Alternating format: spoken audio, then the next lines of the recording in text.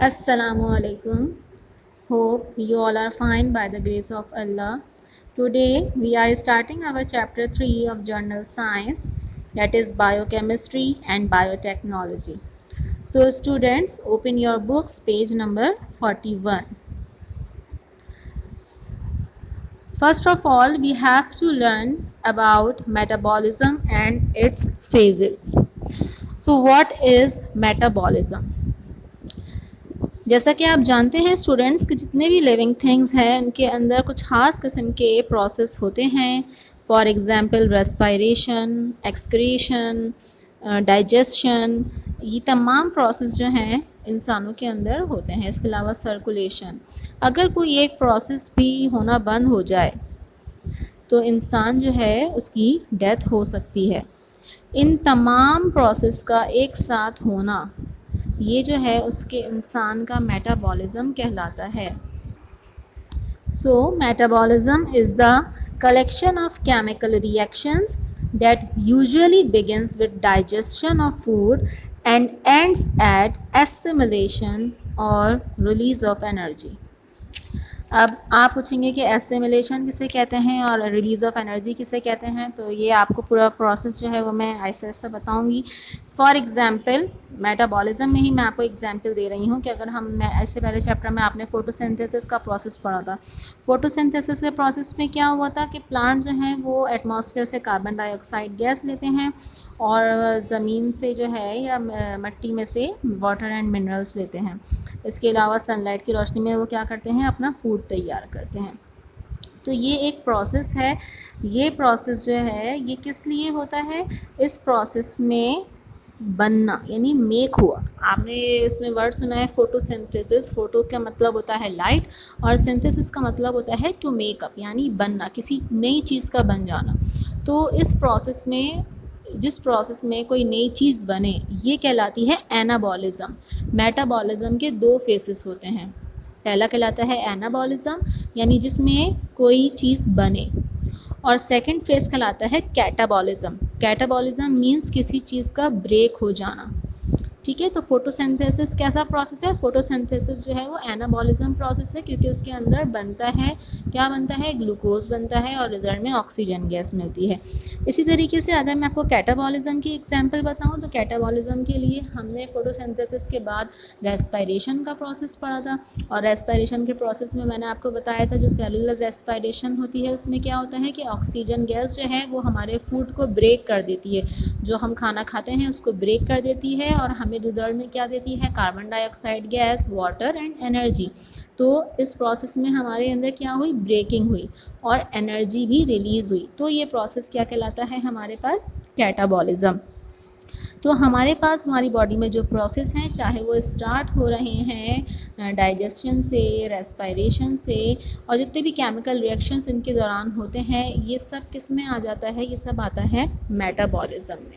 अब आप कहेंगे कि एसिमिलेशन किसे कहते हैं. मैं एसिमिलेशन आपको बता दूं क्योंकि मैंने जो आपको एक्सप्लेन किया है उसमें वर्ड एसिमिलेशन आया है. आप जानते हैं कि डाइजेशन होती है, हम कोई भी खाना खाते हैं वो हमारी माउथ के ज़रिए हमारी बॉडी में एंटर होता है, हमारे स्टमक में जाता है, डाइजेस्ट होता है, हाइड्रोक्लोरिक एसिड उसको डाइजेस्ट कर देता है और डाइजेस्ट होने के बाद जो न्यूट्रिएंट्स हैं वो हमारे ब्लड में शामिल हो जाते हैं. ठीक है, न्यूट्रिएंट्स हमारे ब्लड में एब्जॉर्ब हो जाते हैं. ये प्रोसेस कहलाता है एब्जॉर्प्शन. और अगर मैं कहूँ यही न्यूट्रिएंट्स जब अपनी अपनी पोजीशन पर पहुंचकर अपने फंक्शंस करते हैं यानी कैल्शियम है वो अपना काम कर रहा है, प्रोटीन है वो अपना काम कर रहा है, ये कहलाता है, ये प्रोसेस कहलाता है एसिमिलेशन. के न्यूट्रिएंट्स जो हैं अपने अपने फंक्शंस परफॉर्म करें, अपने स्पेसिफिक टास्क परफॉर्म करें.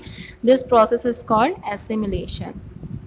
सो स्टूडेंट अगेन मैं आपको बता रही हूँ what is metabolism. Metabolism is a collection of chemical reaction that begins with digestion of food and ends at assimilation या release of energy. नेक्स्ट है हमारे पास इसी में, क्योंकि हम डाइजेशन पे आए हैं तो जाहिर सी बात है डाइजेशन जब होती है तो हमें न्यूट्रिएंट्स मिलते हैं, हमारे खाने में जो ग़िज़ाइयत होती है वो हमको मिलती है फूड डाइजेस्ट होने के बाद, जिसमें सबसे पहले जो हमारे पास न्यूट्रिएंट आ रहा है वो है कार्बोहाइड्रेट. तो what is carbohydrate. Carbohydrates are organic compounds of carbon, hydrogen and oxygen.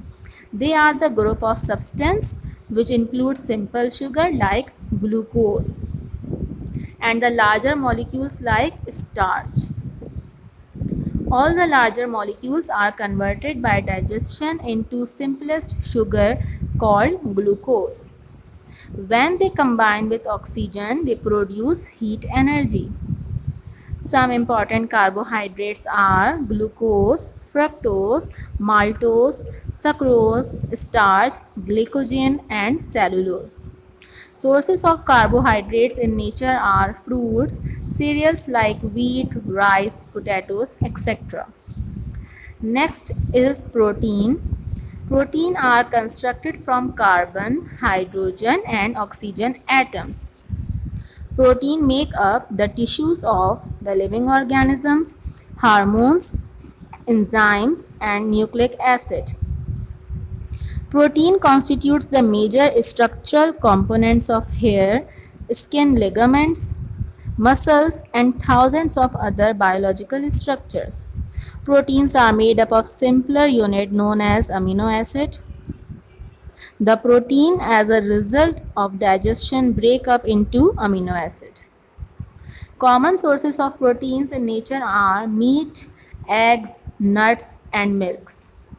Next nutrient is fats. Fats are compounds of carbon, hydrogen, and oxygen. The fats, like carbohydrates, serve as fuel and are stored in the body as reserved food. Butter and vegetables oils are familiar example of fats. It is also present in milk, meat, and nuts. As a result of digestion, it breaks up into fatty acids. Next topic is enzymes, page number 43. Now what are enzymes? Enzymes students chemicals को बोलते हैं. Enzymes वो chemicals हैं जो हमारी body में पाए जाते हैं और इनका क्या काम होता है. इनका काम होता है कि ये हमारे फूड को स्मॉल पीसेस में कन्वर्ट करें. अगर मैं आसान ज़बान में कहूँ तो एंजाइम्स आर टाइनी सीजर्स. छोटी छोटी सीजर्स होती हैं जो हमारे फूड को या फूड की जो कॉम्प्लेक्स फॉर्म है उसको कन्वर्ट कर देती है सिंपल फॉर्म में. अगर मैं इसकी कंप्लीट डेफिनेशन बताऊं तो proteins are enzymes are proteins that act as catalyst. They start, stop and regulate chemical changes, but they are not part of that product.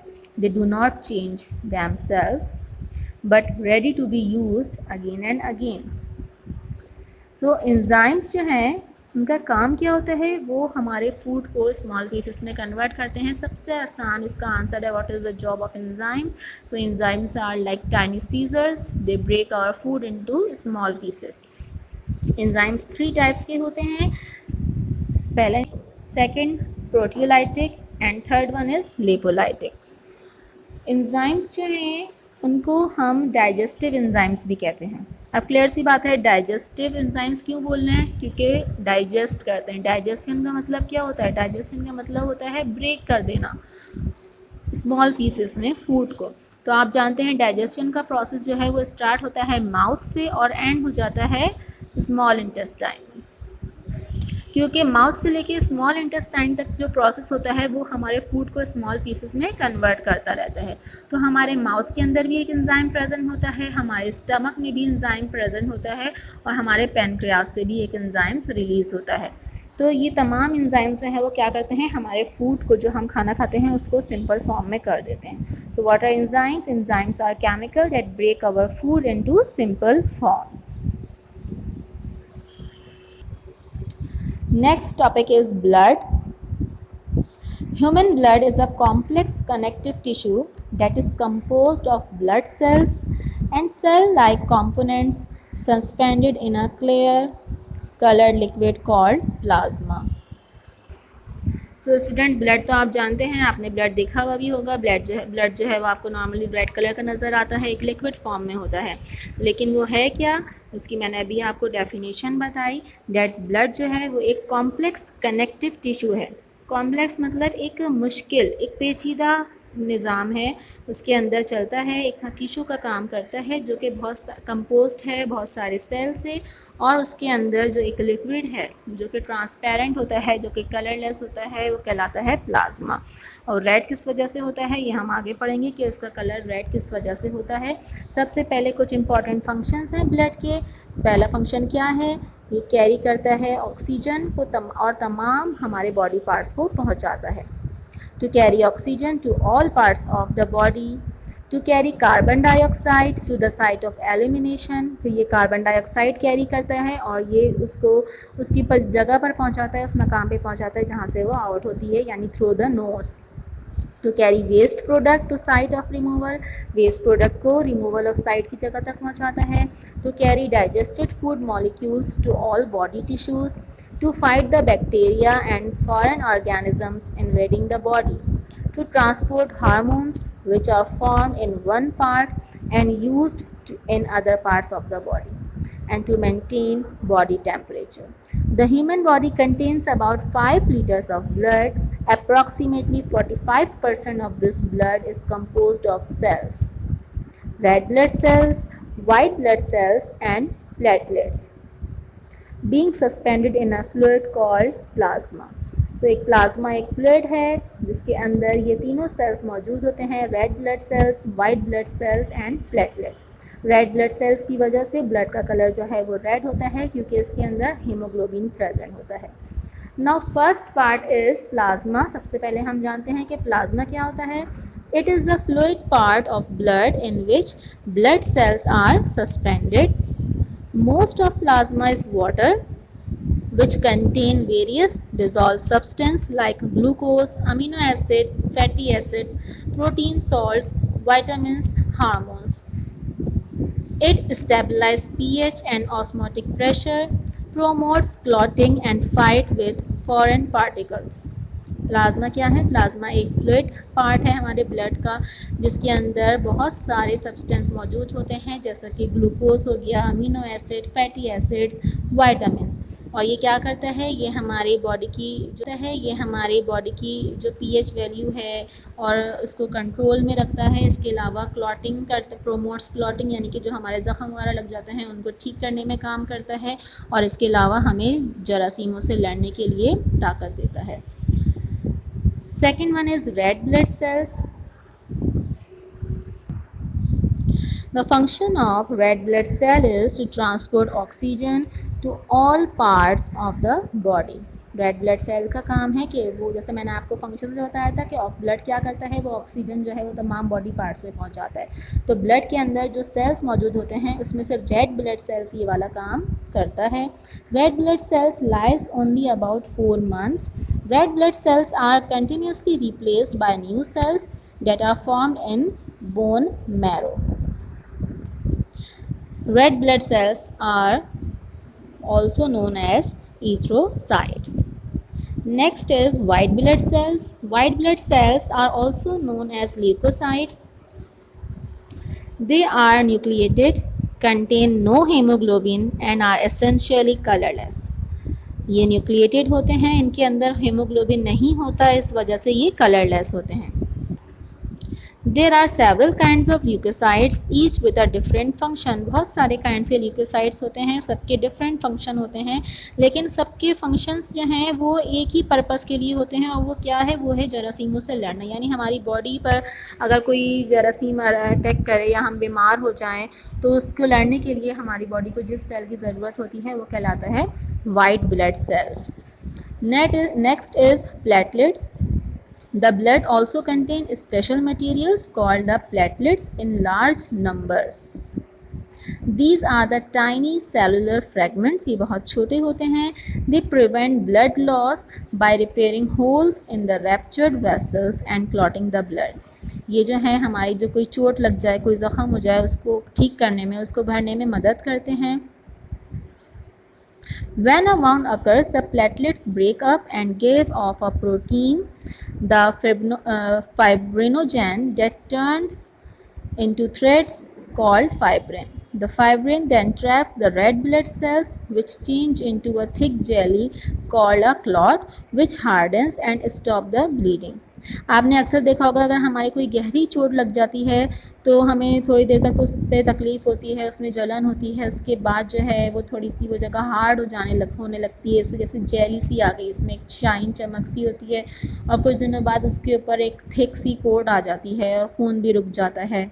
ठीक है, तो ये सब प्रोसेस जो होता है ये किसकी वजह से होता है? ये हमारे ब्लड के अंदर मौजूद प्लेटलेट्स की वजह से होता है।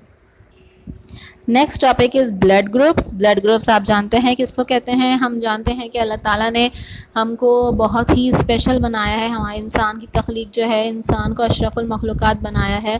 और हम क्यों हैं अशरफुल मखलूक़ात? क्योंकि हमें हर चीज़ की तमीज़, अक्ल और समझ दी है। तो हमारी बॉडी में आप जानते हैं हम सब में फ़र्क है, ठीक है, हम सब की आवाज़ें डिफरेंस हैं, हमारे स्ट्रक्चर बॉडी का डिफरेंस है, हमारी कलर चेंज है, हमारी आइज़ एक दूसरे से चेंज है, आइज़ के कलर चेंज हैं, हमारे हेयर्स एक दूसरे से फ़र्क रखते हैं। तो इसी तरीके से हमारा जो ब्लड है वो भी एक दूसरे से मुख्तलिफ होता है। तो ब्लड्स जो हैं वो क्या है? वो special chemicals present in the outer membrane of red blood cells, यानी रेड ब्लड सेल्स के ऊपर एक ख़ास किस्म का केमिकल होता है जिसके बेसिस पर ब्लड को डिफ्रेंशिएट किया जाता है कि वो किस ग्रुप में बिलोंग करता है। जो मेजर ब्लड ग्रुप्स हैं वो 4 हैं और वो कौन कौन से हैं? A group, B group, A B and O. Blood groups having chemical A B both, A B and none respectively. Next topic is DNA, the hereditary material, page number 45. Every living thing is made up of cells. Each cell contains a nucleus which has the control of all of its activities. Nucleus has a fixed number of threads like structure, chromosomes, which are made up of a chemical called deoxyribonucleic acid, DNA, which contains all the instructions needed to build a whole new organisms and carry out all the chemical reactions going on inside the body. These instructions are stored into the form of a genetic code which determines the formation of various proteins and hence gives the form and structure to an organism. So students, हम जानते हैं कि हर चीज़ जो है वो cell से मिलके बनी है और हर सेल के अंदर एक न्यूक्लियस मौजूद होता है जो तमाम एक्टिविटीज़ को कंट्रोल करता है। न्यूक्लियस के जो है वो कुछ फिक्स्ड नंबर्स ऑफ थ्रेड्स होते हैं, स्ट्रक्चर यानी कि धागे नुमा स्ट्रक्चर होता है जिसको हम यूजुअली कहते हैं क्रोमोसोम्स। विच ये किससे बने हुए होते हैं? ये केमिकल से बने हुए होते हैं और जिस केमिकल से बने हुए होते हैं उसको हम कहते हैं डीएनए। और इसके अंदर क्या होते हैं? इसके अंदर तमाम इंस्ट्रक्शन मौजूद होती है उन चीज़ों की कि जो नया ऑर्गेनिज्म बन रहा है वो किस तरह से बिल्ड होगा, इसके अंदर एक्टिविटीज़ कैसे होंगी, ये तमाम इंफॉर्मेशन इसके अंदर स्टोर होती है और इन इंस्ट्रक्शंस को ख़ास तौर पे सेव किया जाता है। तो उसका एक ख़ास कोड होता है जिसको जेनेटिक कोड कहते हैं। Before a cell divides, DNA within the nucleus replicates, that is, it make an exact duplicate copy. The same message, green eyes or silky fur or ivory tusk, is being passed on from the parent cell to daughter cell. Sex cells, that is sperm and ova, which after fertilization form a new individual, also contain molecules of DNA in their nuclei. One set chromosomes contain DNA from its mother and other set of chromosomes contain DNA from its father. So each and every individual inherits all its characters from its parent through the DNA received from them. Next topic is genetic engineering. A gene is a small segment of DNA which controls the formation of a single protein. Each gene has a stored message called genetic code. If this genetic code is altered, it may affect our body structure and function. Genetic engineering is a growing field of research. One type of genetic engineering is changing of genes to produce substances for medical use. For example, a gene taken from a plant or animal is inserted into a bacterial DNA. As bacteria divides at a very faster rate, and in a few hours thousands of bacteria will be formed, and the substance determined by the inserted genes will be produced in large quantity. In this way, large quantity of insulin to be used by diabetic patients can be synthesized by bacteria. This process is called gene cloning. अब genetic engineering किसे कहते हैं? Engineering तो आप जानते हैं कोई ना कोई चीज़ को बनाने को बोलते हैं। जेनेटिक इंजीनियरिंग मतलब जीन्स के ज़रिए हम कोई नई चीज़ बनाएं। अब फॉर एग्जांपल अगर आपने प्लांट है उसकी ग्रोथ जल्दी करनी है, कोई जानवर है उसको आपने जल्दी बड़ा करना है, उसको आपने ऐसी ग़िज़ा खिलानी है, ऐसी दवाइयाँ उसको देनी है कि उसकी ग्रोथ जल्दी हो जाए, इस ऐसी ये सब किस में आता है? ये सब जेनेटिक इंजीनियरिंग में आता है।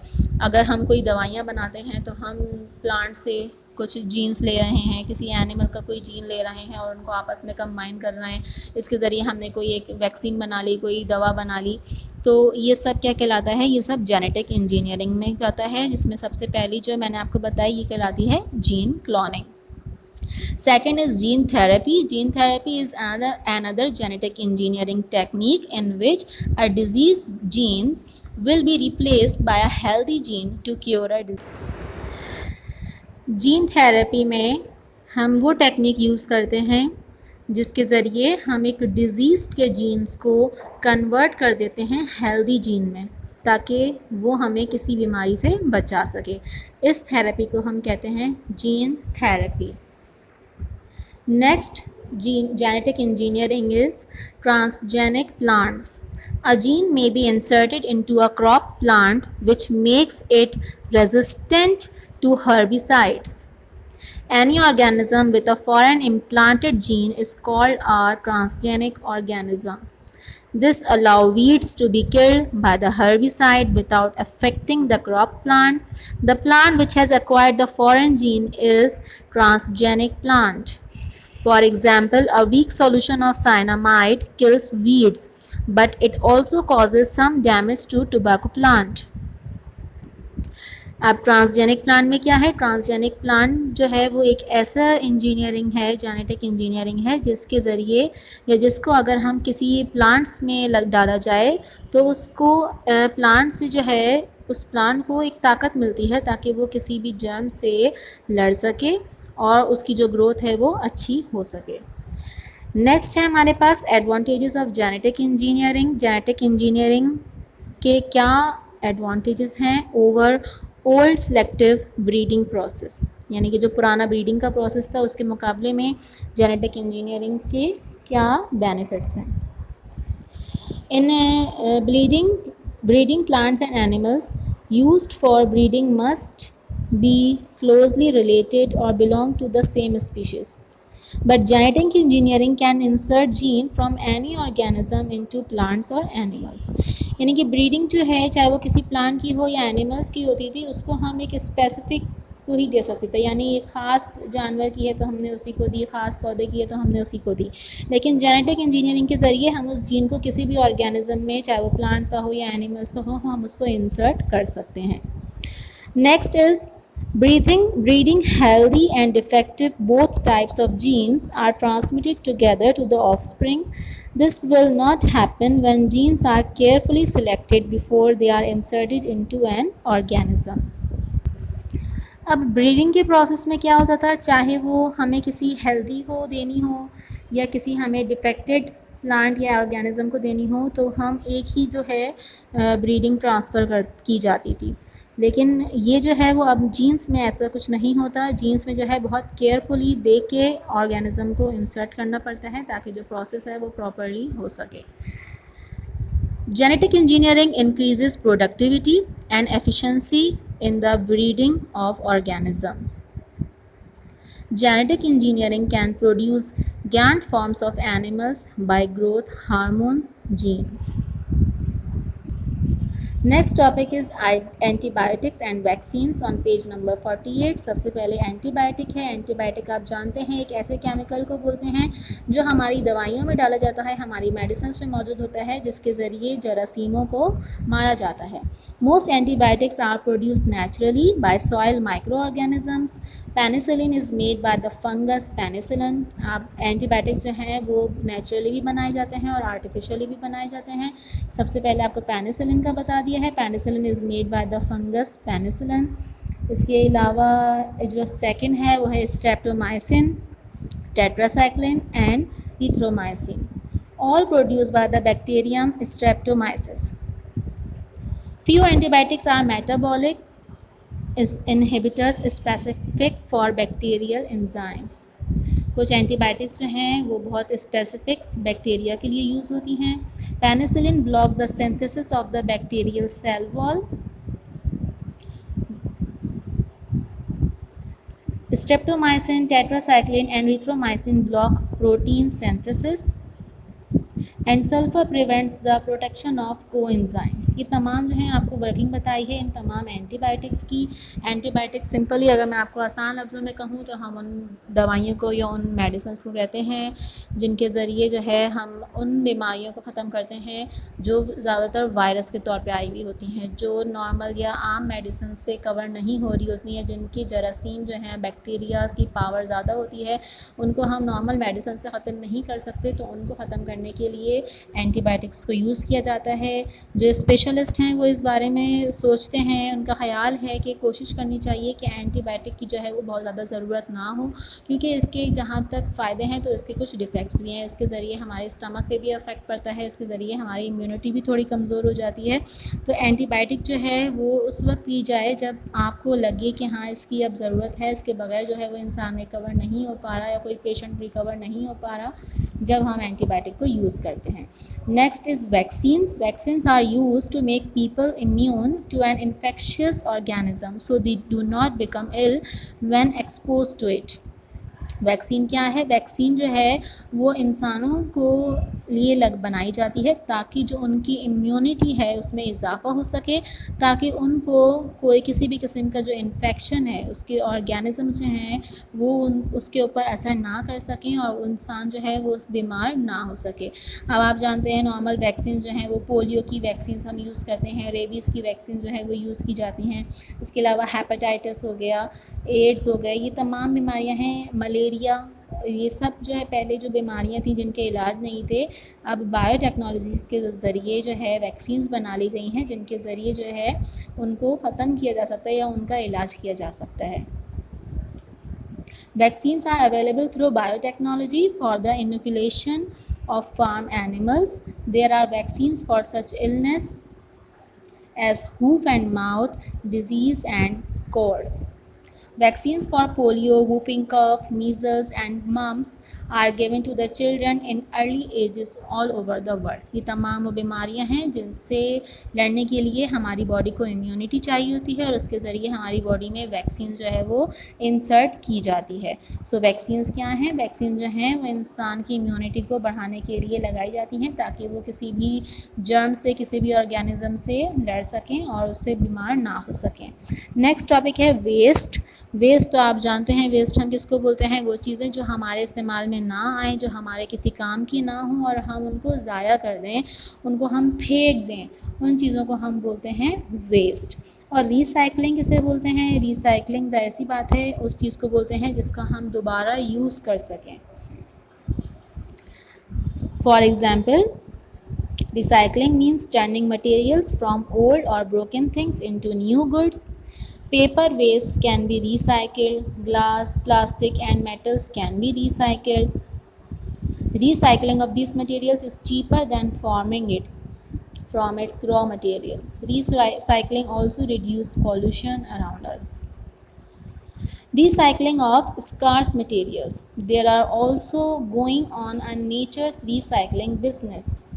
अब नेचर रिसाइकलिंग बिज़नेस, इससे प्रीवियस चैप्टर में जैसे मैंने आपको नाइट्रोजन साइकिल बताई थी कि हमारे एटमॉस्फेयर में नाइट्रोजन साइकिल है, वो किस तरीके से प्लांट्स कंज्यूम करते हैं, किस तरीके से हम कंज्यूम करते हैं और उसके बाद वो रिसाइकिल होकर अगेन हमारे एटमॉस्फेयर में आ जाती है। ये प्रोसेस जो है वो कंटिन्यूस चलता रहता है। इसी तरीके से कार्बन डाइऑक्साइड की साइकिल है जिसको कार्बन साइकिल कहते हैं, ये भी हमारे एटमॉस्फेयर में कंटिन्यूस है। कार्बन डाइऑक्साइड हम जानते हैं डे टाइम में प्लांट्स इनहेल करते हैं और वो हमको ऑक्सीजन गैस देते हैं और प्लांट जब हमको ऑक्सीजन गैस देते हैं तो हम उस ऑक्सीजन गैस को इनहेल करते हैं। तो हमें ऑक्सीजन मिली, हमने ऑक्सीजन को इनहेल कर लिया। अब आप देखते हैं कि हम जब ऑक्सीजन इनहेल करते हैं तो हम कार्बन डाइऑक्साइड गैस रिलीज़ कर रहे होते हैं। तो अगर मैं सिंपल दो लोगों की ही चेन बनाऊँ, प्लांट्स ने एक ऑक्सीजन गैस दी, ठीक है, या प्लांट्स ने पहले कार्बन डाइऑक्साइड गैस इनहेल की और ऑक्सीजन गैस रिलीज़ करी, और वो ऑक्सीजन गैस इंसानों ने, जानवरों ने इनहेल करी और रिलीज़ क्या करी, कार्बन डाइऑक्साइड गैस। तो अगेन वो कार्बन डाइऑक्साइड गैस प्लांट्स ने ली, प्लांट्स ने ऑक्सीजन दी। तो ये कंटिन्यूस साइकिल चलती रहती है, ये रिसाइकलिंग कहलाती है, रिसाइकलिंग ऑफ स्कार्स मटेरियल्स यानी natural material. So students, chapter जो है वो हमारा कंप्लीट हो गया है। बहुत छोटा सा चैप्टर है, वो आपको अच्छे से समझ में आया होगा। इसका काम बहुत नीट एंड क्लीन कीजिएगा। और मैं पिछले चैप्टर्स में भी आपको बोलना भूल गई थी, लेकिन आई होप कि आपको मालूम हो कि fill in the blanks, true false और MCQs जो हैं ये आपको करने होते हैं। तो ये आपने हर चैप्टर के किए होंगे, तो उनको इस चैप्टर के भी आप तमाम एक्टिविटीज़ क्वेश्चंस की कीजिएगा। Fill in the blanks, true false और एप्रोप्रिएट आंसर, ये 3 जो क्वेश्चंस हैं, क्वेश्चन नंबर 1 to 3, ये भी आप लोग चैप्टर कंप्लीट होने के बाद साथ साथ करेंगे। Thank you.